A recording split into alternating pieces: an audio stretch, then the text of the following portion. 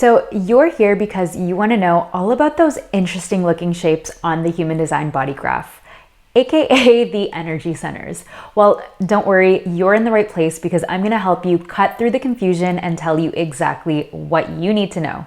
And by the end of this video, you'll learn what the energy centers are, plus I'll give you an overview of the 9 energy centers and what they represent, the types of functions of the energy centers, and what it means when the energy centers are colored in versus not colored in on your body graph chart.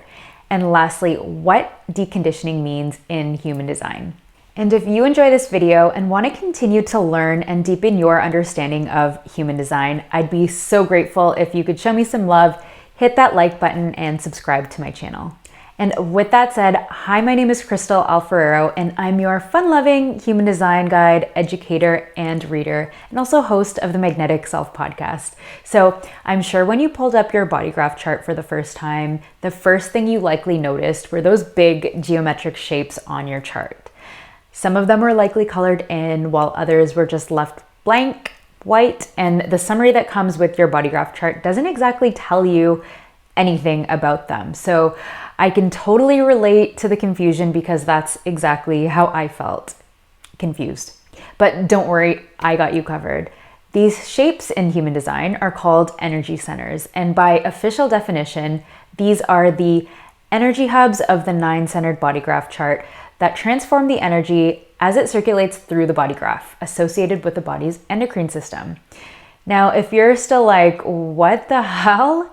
Don't worry, it will all make sense in just a second, so let's just dive in. So what are energy centers? Well, energy centers are the 9 energy hubs within the body graph that are connected to different themes in our lives and different parts of our physical body.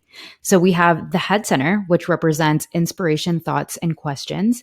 Then the ajna, which represents concepts, thinking, and answers. The throat center, which represents communication. The G center, which represents love, direction, and identity. The heart center, which represents willpower, self-worth, and self-esteem.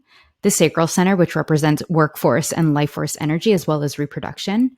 And the solar plexus, which represents, of course, emotions. Then we have the spleen, which represents intuition and instinct. And lastly, the root center, which represents pressure and initiation. So I'm sure if you're into human design, you're familiar with the ancient chakra system that consists of 7 life force energy centers. This is pretty much rooted in the same idea. So why is it 9-centered and not 7-centered? Well, in human design, the idea is that humans have undergone a mutation to our physical body in 1781 with the discovery of the planet Uranus. In other words, when we moved into that Uranian era.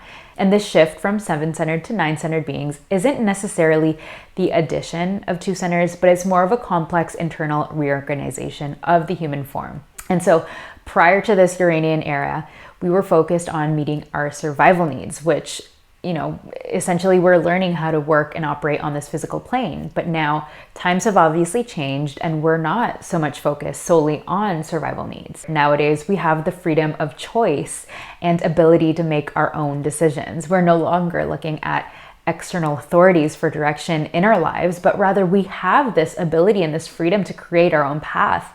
We've evolved into beings with heightened awareness and with the ability to achieve our full potential. So what are the functions of the energy centers? Well, each energy center has a distinguishing function or purpose, with the root and solar plexus having 2 different functions. And in total, there are 5 different functions, being the manifestation function, pressure, awareness, motor, and identity. So starting with manifestation, the manifestation function is for the purpose of transforming and transmuting our energy into form. And there's one energy center that functions for manifestation, and that is the throat center. This is really what gives our energy a voice. In other words, a means to physically manifest and verbally communicate our human intelligence. And the throat center is the central hub where all energy is flowing within us, is being pushed towards in order to manifest into form. Now, moving on, we have the pressure function. And the pressure center function moves energy towards the awareness centers.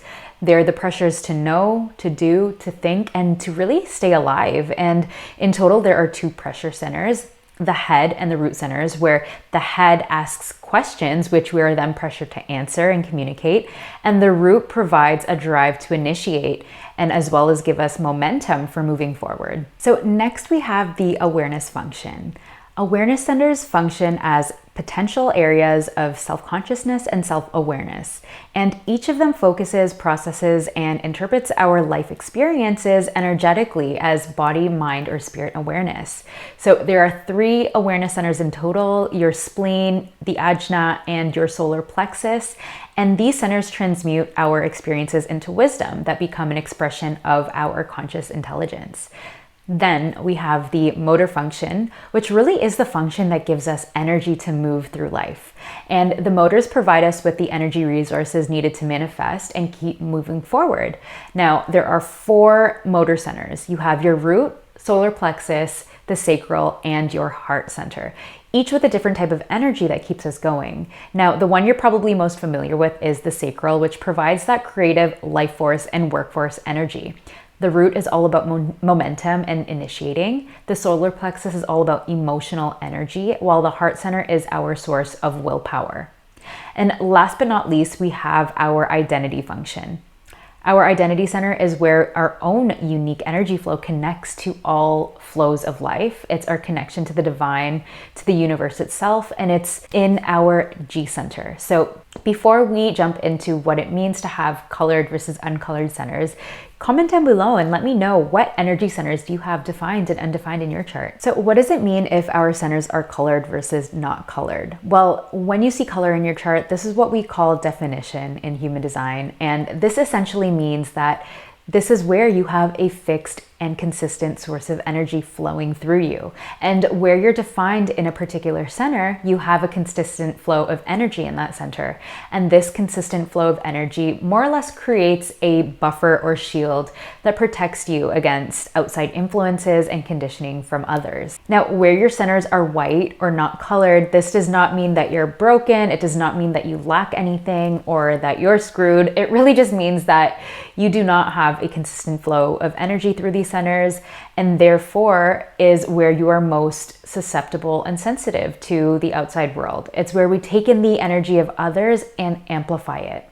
It's also where we're most susceptible to conditioning, but on the flip side of that coin, it's also our greatest and deepest source of potential wisdom. The idea of human design is that we're all born with a unique purpose and amazing potential, and it's through our conditioning, primarily through these open centers, that relate to themes that tend to hold us back in life. And the underlying fears and conditioning end up affecting our decision making. And that's what holds us back from making decisions as our true self, making decisions that are right for us and prevent us from reaching our full potential. And it's really with human design that, you're given this tool to help you uncover these patterns through these open centers. So for example, if you have an open heart, which is really the center of willpower and self-worth, you may find that you might be more prone to doing things that aren't aligned to you, or to overwork and exhaust yourself in order to prove that you're good enough, in order to prove your worth.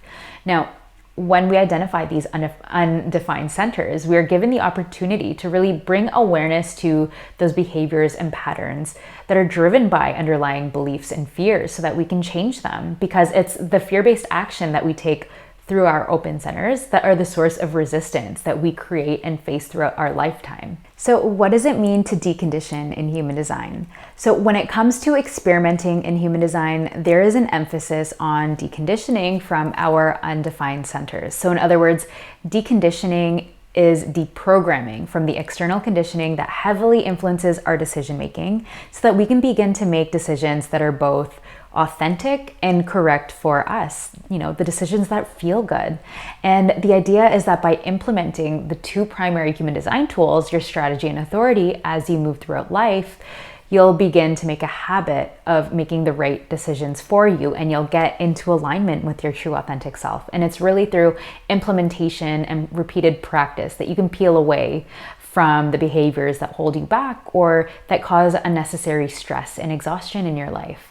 Of course, in my opinion as well, it's when you combine these practical tools offered by human design along with your own self-healing, maybe your own spiritual practice and mindset work, that you will be most effective in deconditioning and embodying your most unique, authentic, and empowered self. And if you're wanting to get that extra help to understand your own chart and energy centers and would like to do a human design reading, I do offer one-to-one readings that include a 60-minute Zoom call plus a detailed 30-page human design chart analysis for your own learning and reflection that you can always use as a resource guide. So I'll leave the link in the description box down for you below. And I really did want to end this video with a reminder that all of us are different. We all have a different combinations of defined and undefined, and there's no combination that is better than another. We are all here to play a unique role, and the beauty of human design is that it's all about understanding what makes us different so that we can live unapologetically as our unique selves. And a part of that understanding is really understanding where we take in conditioning that is not authentic to us so that we can understand how it might influence our behaviors and prevent us from becoming more ourselves, more of our true selves. And so to summarize what we talked about in this episode, we went over what energy centers are, plus I gave you an overview of the 9 energy centers and what they represent, the types of functions of the energy centers, and what it means when they're colored in versus not colored in. And we also went over briefly what deconditioning is in human design. And again, if you enjoyed this video, I would be so grateful if you could show me some love, hit that like button, and subscribe to continue to learn more about the wonderful and powerful human design system. So with that said, have an amazing day or evening wherever you are, and I'll catch you in the next video. Bye. Mwah.